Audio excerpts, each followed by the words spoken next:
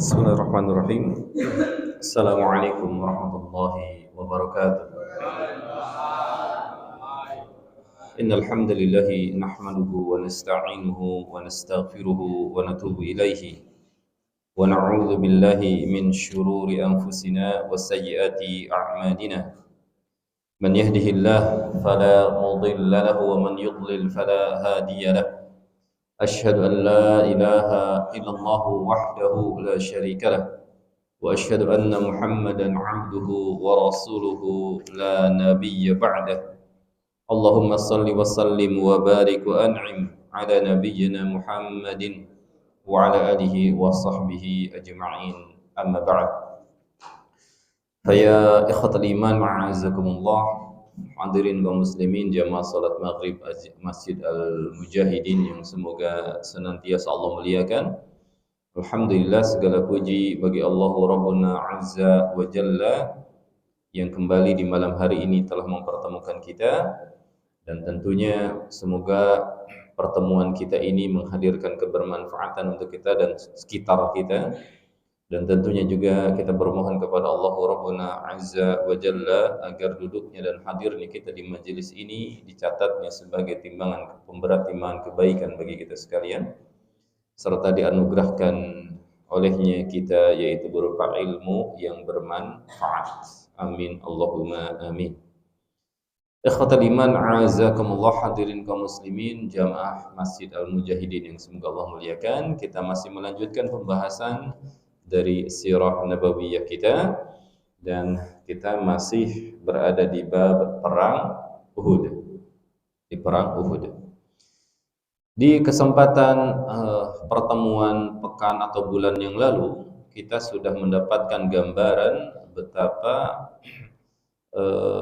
permulaan atau awal dari perang yang berkecamuk itu berada di pihak kaum muslimin, kemenangannya, di mana mampu dan bisa kaum muslimin khususnya tim pemanah memukul mundur, menjauhkan siapa?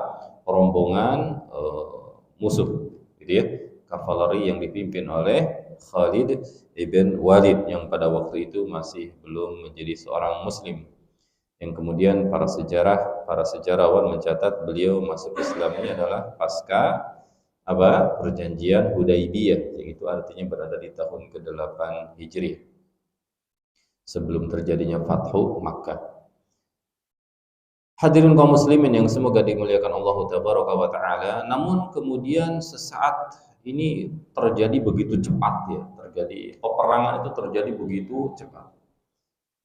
Ketika pasukan pemanah turun yang menyangka bahwasannya peperangan telah usai dan musuh telah pergi, telah kabur menuju ke Mekah, dalam kondisi turun dari bukit dan berkumpul di lembah, dalam waktu itu juga kecerdasan dari sang pemimpin kavaleri yaitu Khalid bin Walid yang memutar arah dan kemudian menyerang barisan kaum muslimin dari arah belakang yang secara otomatis pasti tidak siap.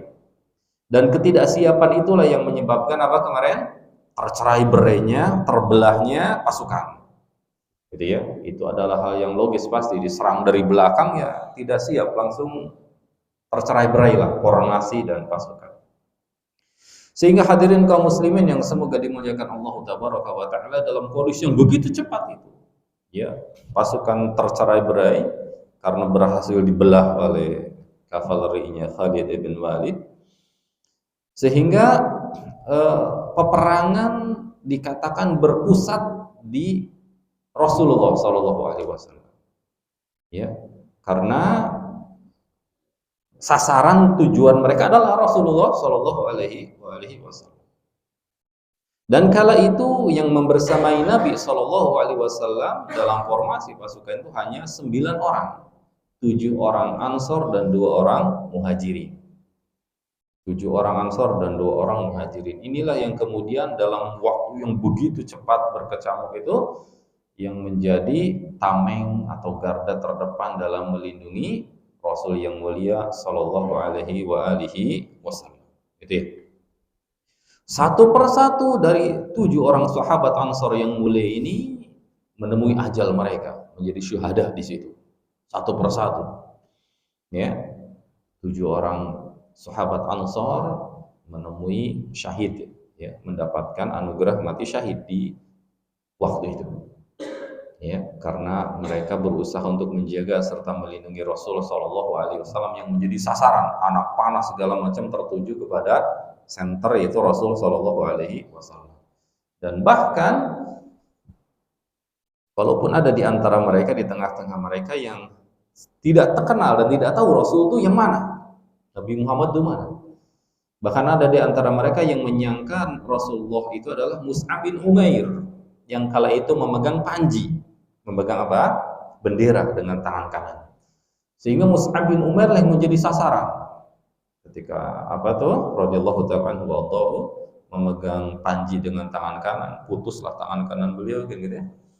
Pindah ke tangan kiri, putus juga tangan kiri, jadi peluk dengan leher dan dadanya, dan akhirnya beliau menemukan syahidnya di hari Uhud. Ya. Dan mereka menyangka bahwasannya yang terbunuh itu adalah Rasulullah Shallallahu Alaihi Wasallam. Walaupun sebagian dari mereka menyaksikan dan ya ternyata memang bukan Rasul yang wafat, gitu ya.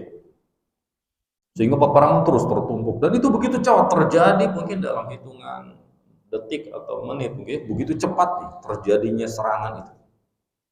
Ya, terjadinya serangan itu sampai-sampai sangat sulit untuk bisa menjaga gitu ya. Sehingga satu persatu dari sahabat Ansar tadi yang bersama Nabi itu wafat 7 orang, meninggal tersisa 2. Yaitu sahabat Muhajirin. Ya. Yang tentu ini adalah sahabat Muhajirin adalah sahabat yang memang teruji akan kepiawaiannya dan kecerdasannya serta kapabilitasannya dalam hal urusan berperang. Di sana ada Sa'ad bin Abi Waqqas radhiyallahu taala anhu yang tidak diragukan akan kecakapannya dalam dalam memainkan anak panah, ya. Dan di sana juga ada Thalhah bin Ubaidillah, dan ini adalah 2 dari 10 orang yang mendapatkan informasi masuk surga. Ya. Ini yang kemudian menjadi tameng hidup dari Nabi Shallallahu Alaihi Wasallam. Hadirin kaum muslimin yang semoga dimuliakan Allah Tabaraka wa Ta'ala, dalam kondisi yang begitu cepat dan sangat kritis disebutkan bahwasannya ada Utbah bin Abi Waqqas. Ini adalah saudara kandungnya Sa'ad bin Abi Waqqas, namun di pihak yang berbeda. Sa'ad bin Abi Waqqas yang menjadi tameng hidup Nabi, Utbah bin Abi Waqqas saudara kandungnya berada dari pihak musyrikin Quraisy. Luar biasa. Namun Sa'ad bin Abi Waqqas sangat berkeinginan membunuh saudaranya ini karena memerangi kaum muslimin. Ini menunjukkan bahwasannya hidayah itu Allah yang menentukan. Walaupun saudara kandung, saudara itu tidak menjadikan jaminan akan mendapatkan hidayah. Makanya hidayah itu adalah murni hak prerogatif siapa? Allah Rabbul Azza wa Jalla yang memberikan. Makanya beruntunglah kita dan bersyukurlah kita menjadi satu dari sekian manusia yang mendapatkan anugerah hidayah. Mendapatkan anugerah hidayah berupa Islam. Ya, bersyukur. Ya, sehingga maksimalkan keislaman kita dengan sebaik-baiknya, jaga hidayah ini jangan sampai waliyadzubillah kemudian hidayah tersebut waliyadzubillah hilang, ya. Jaga baik-baik sampai akhir hayat kita. Wala tamutunna illa wa antum muslimun, kata Allah, jangan kalian mati kecuali mati membawa nikmat hidayah Islam. Jaga, pelihara, dan tentu memelihara nikmat hidayah ya dengan cara bukan hanya sebatas slogan, bukan hanya sebatas ini, namun perlu aksi, yaitu satu di antaranya hadir di majelis ilmu, karena ini adalah momen di mana nikmat hidayah kita disirami, yang akan bertumbuh kuat dan kokoh mengakar di hati kita, gitu ya. Karena virus-virus perusak, virus-virus perusak hidayah, hama-hamanya begitu banyak di luaran sana. Kita tinggal di notabene di daerah yang padat ya, kota besar lah masuknya, penyangga Jakarta. Sangat besar fitnah itu, sangat besar. Fitnah dunia begitu besar. Kalau kita tidak membentengi diri, tidak menjaga nikmat hidayah ini dengan besar, waliyadzubillah. Begitu banyak yang sudah menjadi korbannya di luar sana ya. Begitu banyak yang sudah menjadi korbannya, termangsa oleh fitnah dunia. Termangsa menjadi fitnah. Yang mungkin semula rajin ke masjid, jadi urung ke masjid. Yang mungkin semula masih suka sholat, mulai abai dari sholat lalai. Mungkin yang semula menjaga, menutup auratnya, jilbabnya, membuka aurat akhirnya. Ya, itu adalah virus-virus yang merusak nikmat hidayah. Maka jaga dengan baik nikmat itu, yaitu diantaranya dengan hadir di majelis ilmu semisal ini yang kemudian nikmat tersebut terjaga dan terpelihara. Jadi, mengerjakan sholat, jaga sholat wajib 5 waktunya dengan dikerjakan di masjid. Karena sholat berjamaah adalah termasuk di antara sunanul huda, sunnah-sunnahnya petunjuk. Ya. Jaga bergaul dengan orang-orang yang senantiasa mengingatkan kita dengan Allah Tabaraka wa Ta'ala. Circle kita perhatikan dengan baik. Ya, lingkungan terdekat dengan kita perhatikan dengan baik. Baik, hadirin kaum muslimin yang semoga dimuliakan Allah Tabaraka wa Ta'ala. Utbah bin Abi Waqqas melempar batu pada Rasul yang mulia sallallahu alaihi wasallam sehingga pertama mengenai lambung beliau yang mulia alaihi salatu wasallam, dan yang kedua mengenai wajah beliau sallallahu alaihi wasallam sampai gigi seri beliau, gigi seri belah kanan di bagian bawah itu retak. Ya, saking kencangnya itu ya batu, dan giginya, bibirnya berdarah. Nabi yang mulia sallallahu alaihi wasallam, walaupun beliau mengenakan apa? Ya, pelindung kepala, bahkan baju besi, bahkan baju besi beliau 2 double gitu ya, gitu. Ya, melukai bibir bawah beliau yang mulia sampai berdarah, dan gigi seri beliau patah. Di sana juga ada seorang penunggang kuda yang bernama ya Abdullah bin Qami'ah, Abdullah bin Qami'ah, yang berhasil menusuk masuk ke pertahanan pelindung Rasulullah Shallallahu Alaihi Wasallam sehingga berhasil 2 kali memukulkan pedangnya, yang satu ke bahu beliau Shallallahu Alaihi Wasallam yang begitu keras karena beliau pakai baju besi, jadi pedangnya tidak tembus, namun begitu kerasnya sampai Nabi masih merasakan sakitnya sebulan lebih masih merasakan sakitnya akibat apa? Tebasan pedang. Ya, beliau sallallahu alaihi wasallam. Kemudian pukulan yang kedua mengenai wajah Nabi sallallahu alaihi wasallam, pukulan yang begitu keras dari pedangnya itu, sehingga ya ada 2 keping lingkaran rantai pelindung kepala, helm ya, baju besinya, rantainya itu ada yang lepas, naik kening beliau itu dari pedang.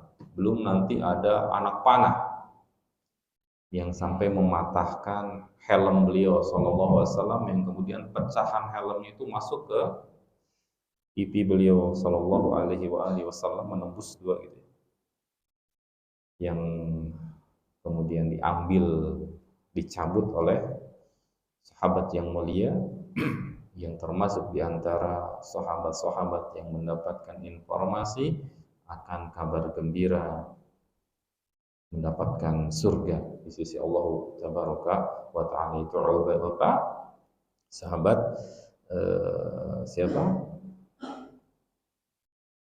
Aku jadi lupa saya. Ya. Ubaidillah siapa? Abu Ubaidah. Ya, tuh, syukran. Yang kemudian beliau mencabutnya sampai gigi serinya lepas. Si si apa tuh namanya? Pecahan helmnya masuk ke wajah Nabi SAW dan tentu dicabutnya tidak dengan tangan, nggak mungkin, nggak sopan. Cabutnya pakai gigi, dilepaskan sampai gigi serinya yang lepas. Ada dua keping besi yang dari helmnya itu masuk karena anak panah ya, sehingga masuk perjuangan Nabi dan para sahabat. Dicabut pakai gigi karena nggak mungkin pakai tangan, ya. Saking cintanya sama Nabi yang mulia SAW, dicabut pakai gigi dan lepas gigi panah. Allahu Akbar. Betapa cintanya mereka dengan Nabi yang mulia Sallallahu Alaihi Wasallam, tanpa memikirkan diri mereka, Ya. Kemudian hadirin kaum muslimin yang semoga dimuliakan Allah Tabaraka wa Ta'ala, dalam kondisi seperti itu Imam At-Tabari di dalam tafsirnya,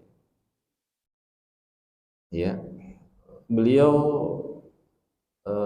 disebutkan bahwasannya dalam kondisi terdesaknya itu, dalam kondisi terdesaknya Nabi yang mulia Sallallahu Alaihi Wasallam,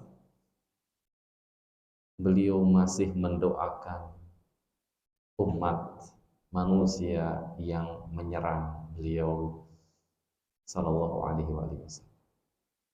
Ya Allah, begitu lembutnya hati Nabi Sallallahu Alaihi Wasallam.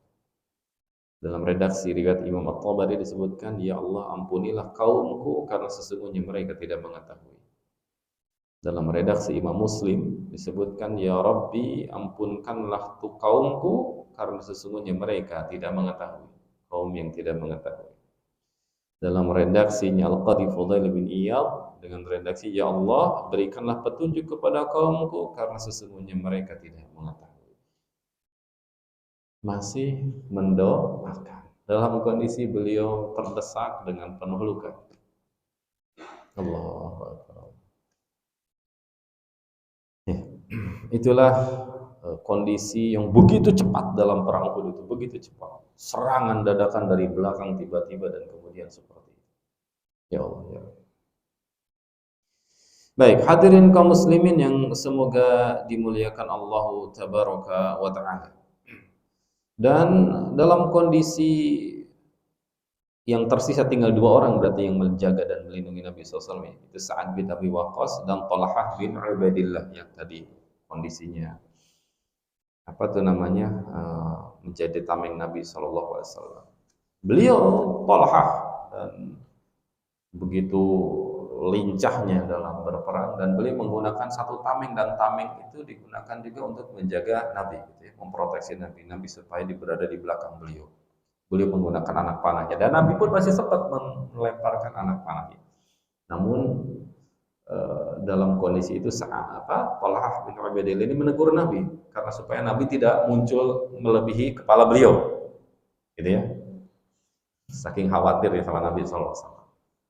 Jangan berdiri, posisi pokoknya harus di bawah diri Talhah bin Ubaidillah. Jadi Nabi nggak usah tengok kemana-mana, berada di belakang saja. Ya, sempat sebelumnya Nabi SAW melemparkan anak panah dan kemudian mengawasi sekeliling dan ditegur oleh siapa? Talhah bin Ubaidillah agar memposisikan diri tetap berada di belakang. Jangan, nggak usah tengok kanan kiri, pokoknya sembunyi di balik. Ya. Biar leher saya yang menjadi pelindung, ya Allah, ya. Itulah para sahabat yang begitu totalitas dalam menjaga Nabi Sallallahu Alaihi Wasallam. Hadirin kaum muslimin yang semoga dimuliakan Allah Tabaraka wa Ta'ala. Ya. Ada beberapa hal yang saya tak kuasa ketika mereview atau memurojaah kisah ini begitu sangat sangat apa ya, di luar di luar nalar ya, peristiwa dan kejadian. Sampai Tolha, dari sahabat Tolha bin Ubaidillah yang begitu totalitas dalam menjaga Nabi SAW dengan anak panah dan pedang beliau, jari tangannya lepas, Pak, putus, lepas jari tangan, jadi hilang, terkena apa sabetan pedang, putus. Dan tidak kurang dari 39 luka di seluruh tubuh sahabat Tolha bin Ubaidillah dalam menjaga dan melindungi Nabi Shallallahu Alaihi Wasallam. Itu dalam riwayat Imam Hakim, ya, dalam riwayat Imam Bukhari disebutkan, ya, di mana jari jemari Tolha bin Ubaidillah terpotong, hilang jari jemarinya, ya Allah. Ya. Dan dalam kondisi itu pula Nabi SAW ditolong begitu cepat ya. Ini peristiwa saya bacakan pelan, tapi kejadiannya tentu ini hitungan detik peristiwa seperti ini. Namanya perang berkecamuk ya, set gitu. Ya, dan Allah menurunkan tentu bantuannya, pertolongannya untuk menjaga Nabi SAW. Sebagaimana dalam beberapa kisah ya, di Bukhari dan Muslim juga tersebutkan, ya, di mana ada pasukan yang ada tentara, bala tentara yang Allah turunkan yang tidak terlihat oleh orang-orang musyrikin. Bahkan ada di antara mereka yang nyari-nyari Nabi Muhammad tapi nggak kelihatan. Ya, para Muhammad mana? Padahal di depan dia. Nah, salah satu bentuk pertolongan yang Allah turunkan. Dalam riwayat Bukhari dan Muslim disebutkan bahwasannya diturunkan siapa? Malaikat Jibril dan Mikail. Ya. Hadirin kaum muslimin yang semoga dimuliakan Allah tabaraka wa taala. Dalam kondisi yang begitu cepat itu, ya, kondisi peristiwa yang begitu cepat dan bagaimana patriotiknya para sahabat ya. Bagaimana patriotismenya para sahabat menjaga serta melindungi Nabi Shallallahu Alaihi Wasallam. Kemudian berkumpul kembali, sempat terpecah tuh, terpecah belah karena sasarannya Nabi SAW. Yang terpecah itu kemudian sesaat kemudian, walaupun mereka dapat informasi Nabi telah terbunuh, walaupun di antara mereka sudah ada yang namanya pemimpin sudah atau Nabi SAW sudah terbunuh, ya sudah nggak ada semangat gitu ya. Namun dia tetap di antara mereka tetap terfokus kembali ke tengah dan mereka mendapatkan informasi bahwa Nabi belum terbunuh, sehingga mereka kembali datang ke sana, berkumpul kembali dengan Nabi SAW yang sedang dikepung begitu. Dan yang pertama tiba di sana adalah Abu Bakar As-Siddiq radhiyallahu taala anhu, ya, sebagaimana disebutkan oleh dalam beberapa riwayat, misalnya dalam riwayat Imam Ibnu Hibban seperti itu. Ya. Yang hadirin kaum muslimin yang semoga dimuliakan Allah Taala, ketika Abu Bakar As-Siddiq datang ke tengah-tengah kepungan itu, beliau mendapati sahabat Tolhah bin Ubaidillah sedang tersungkur karena 39 luka. Bagaimana ceritanya? Ya, jari tangan lepas, putus. 39 luka sudah seperti apa? Dalam kondisi sudah tersungkur, masih hidup, beliau masih hidup. Yang luka yang begitu banyak di sekujur tubuh beliau, ya.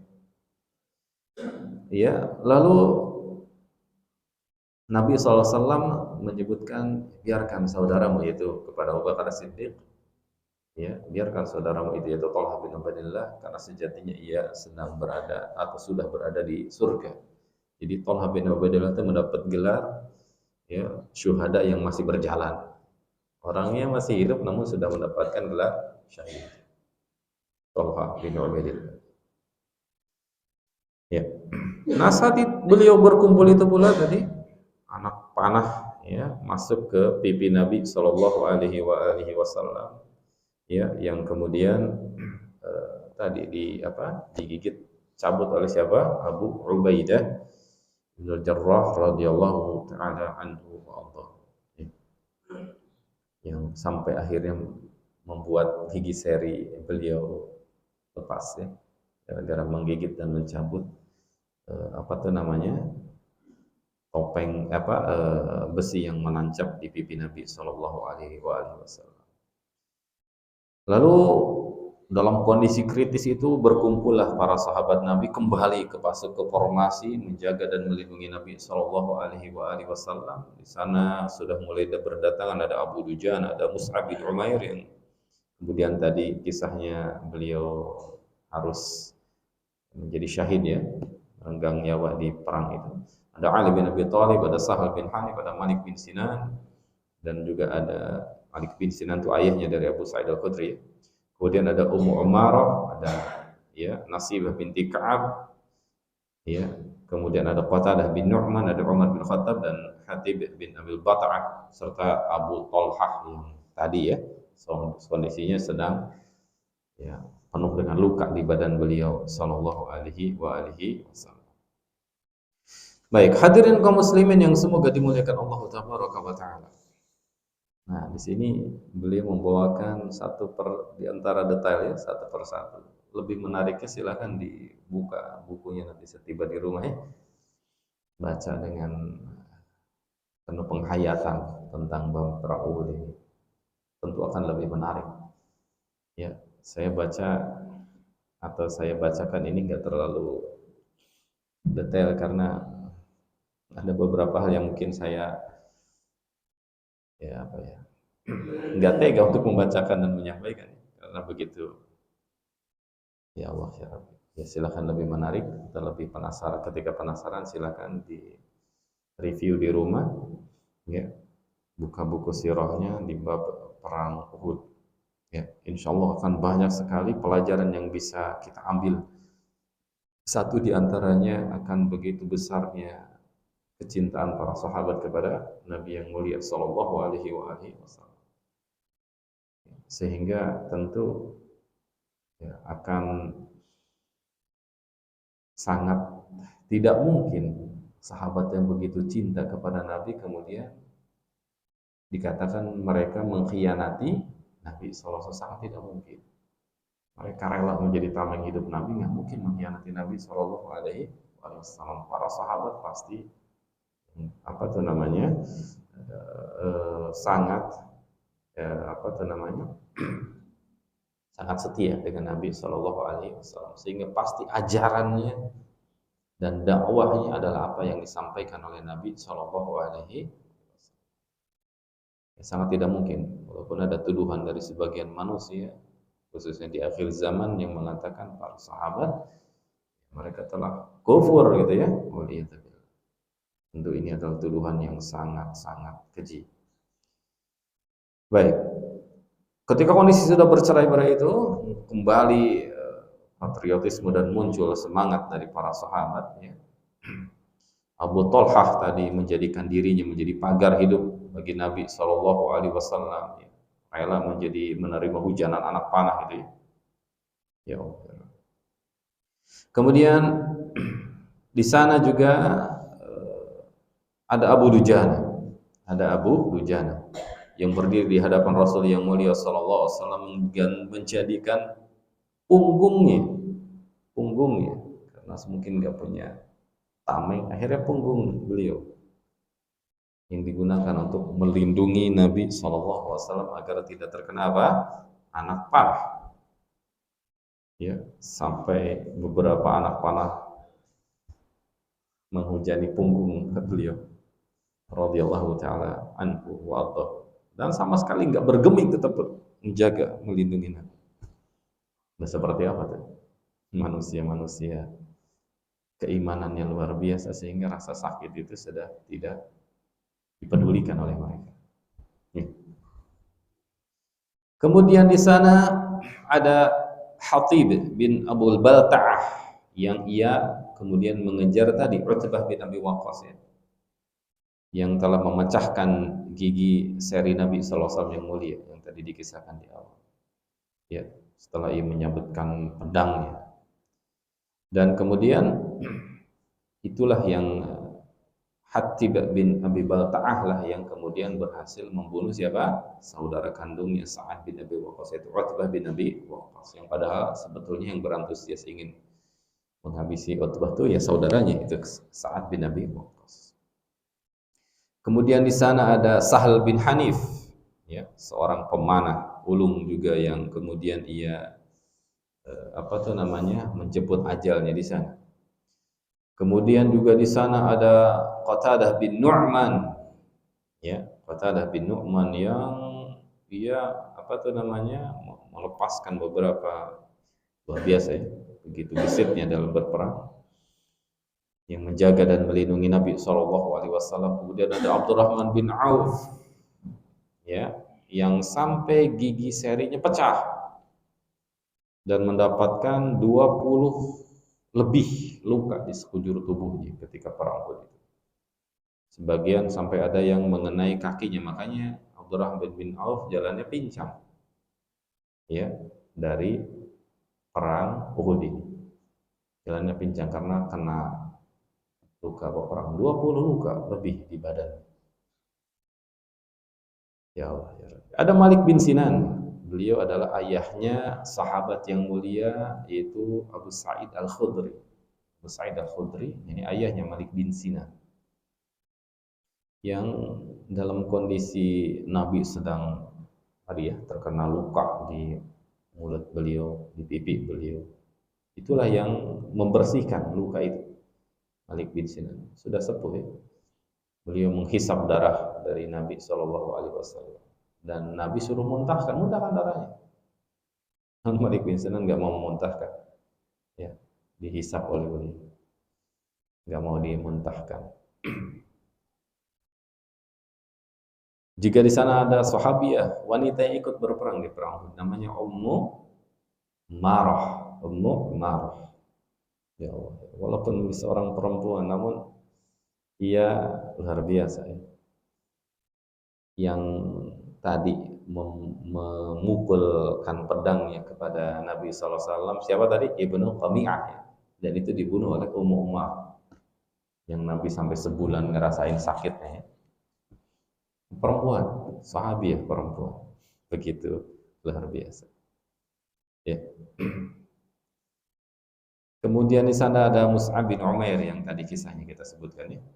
Beliau harus menjadi syahid walaupun tangannya lepas satu, pindah tangan kirinya lepas, panjinya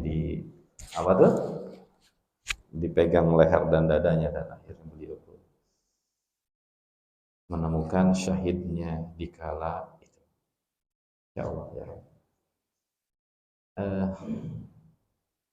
Makanya ada di antara para sahabat Nabi yang, dan ini termasuk juga dalam, silakan dibuka dalam kitab Adabul Mufrad ya, di Imam Al-Bukhari. Ada sebuah ungkapan yang menyebutkan jangan sampai berandai-andai ingin hidup di zaman Nabi SAW, karena belum tentu kuat kita. Karena belum tentu kita kuat hidup di tengah-tengah itu. Wah, enak ya di zaman Nabi bisa ketemu Nabi. Belum tentu kita bisa kuat di tengah-tengah itu. Ya. Kondisi peperangan pasti jumlah kaum muslimin lebih sedikit, pasti, daripada mereka. Ya. Pokoknya segala sesuatu yang menjadi kelihatan power kuat itu ada di mereka. Jadi belum tentu kita bisa sabar dan kuat. Maka nggak perlu kita berandai-andai hidup di zaman Nabi SAW. Ya, bersyukur kita hidup di akhir zaman. Bersyukur dengan keimanan kita seperti ini, kita berada di zaman ini, bersyukur. Karena belum tentu kita kuat. Keimanan dengan modal keimanan sekarang, hidup di zaman itu belum tentu kuat. Kondisi begitu belum tentu. Ya, bisa. Makanya yang membersamai Nabi ya Allah pilih. Nabi itu kan Al-Mustafa, pilihan Allah. Nabi itu adalah pilihan Allah.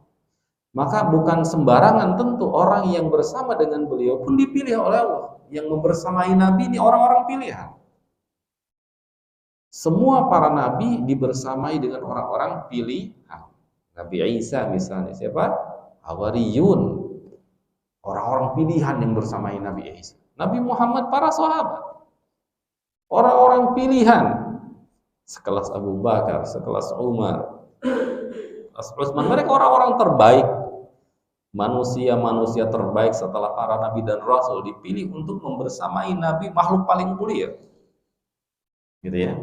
Maka sekali lagi dengan kita mempelajari sejarah, membaca sejarah, tentu kita akan dengan mantap dan yakin berjalan di atas jalannya Nabi SAW dan para sahabatnya yang mulia.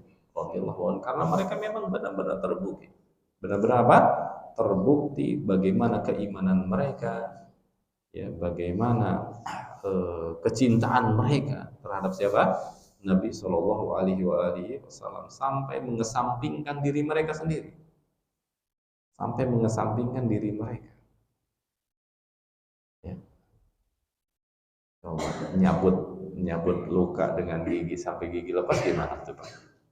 Nggak peduli diri, yang penting diri Nabi selamat. Gimana tuh Pak? Sampai gigi, kita udah sakitnya minta ampun nih, sampai gigi ya. Lepas nyabut ini gigi gitu. Namun bagi sahabat Abu Ubaidah nggak kepikiran mengeluh. Yang penting Nabi kembali pulih. Gitu. Ya Allah ya Rabbi.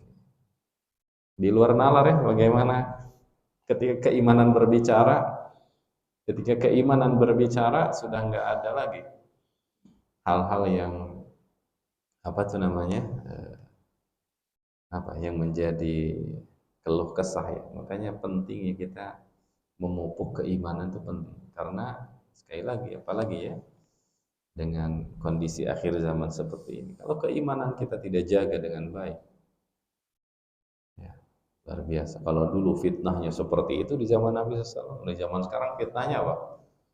Dunia, syahwat. Nah, ini fitnahnya ya. Kalau dulu fitnahnya anak panah, perang ya, boikot dan segala macam. Kalau sekarang fitnahnya ini dunia, syahwat, ya, harta, tahta, wanita, itu fitnah.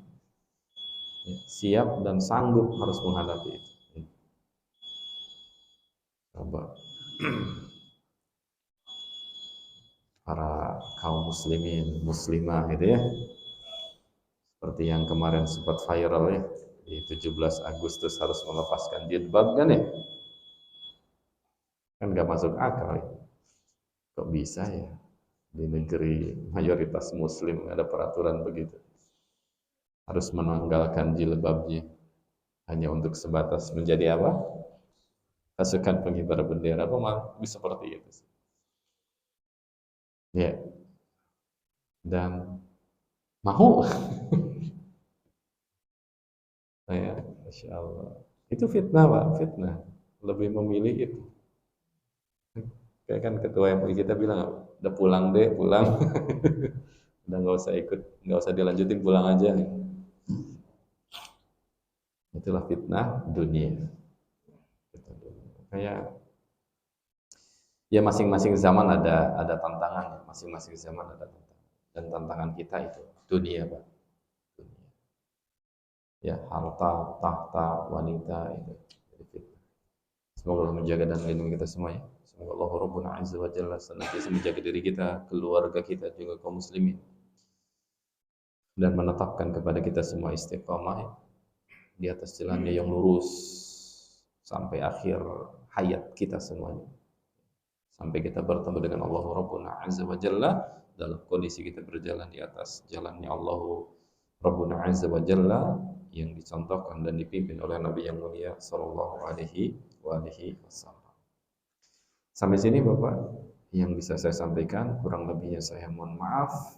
Tentu yang benarnya adalah dari Allah Rabbuna Azza wa Jalla, adapun khilaf salah dan kelirunya dari kelemahan dan kekurangan diri saya pribadi dan juga dari syaitan, saya mohon ampun kepada Allah dan berlepas diri dari perkara tersebut. Ada yang mau bertanya? Kalau ada pertanyaan masih saya buka, tapi setelah adzan, tapi kalau tidak ada saya tutup. Nggak ada pertanyaan. Alhamdulillah, tidak ada pertanyaan. Berarti saya tutup ya. Baik, saya tutup. Kalau tidak ada pertanyaan, berarti sampai di sini. Nanti insya Allah kita lanjutkan di pertemuan selanjutnya. Dan pesan saya, silahkan dibaca buku ini. Silahkan nanti setibanya di rumah, mumpung masih hangat nih semangatnya. Dia kalau ditunda-tunda besok nanti udah nggak akan kejadian tuh. Kalau udah ditunda ketemu nanti besok pasti nggak kejadian.